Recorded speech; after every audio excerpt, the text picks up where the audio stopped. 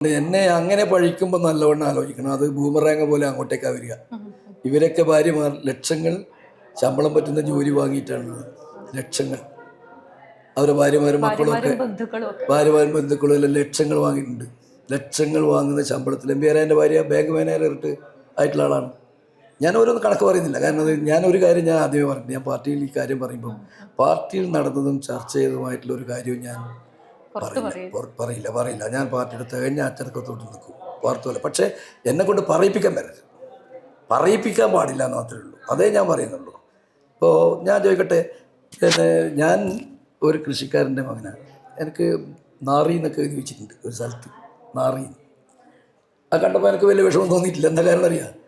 എൻ്റെ അച്ഛൻ, ഞാൻ രാവിലെ എഴുന്നേൽക്കുമ്പോൾ എൻ്റെ അച്ഛൻ വയലിൽ പോയിട്ട് പണിയെടുത്ത് വേർത്ത് കുടിച്ച് വരുന്ന കാഴ്ചയാണ് ഞാൻ കാണൽ. അത്തരം അച്ഛനാണ് നമ്മളെ വളർത്തിയിട്ടുള്ളത്. അതെ, അത് നാറി അതെന്ന് പറഞ്ഞോട്ടെ, ആ നാറ്റനൊക്കെ ഉണ്ടാവും. അതുകൊണ്ട് അതല്ല, അതിലൊന്നും വിഷമമില്ല. അതും പറയും, അതിലപ്പുറം പറയും.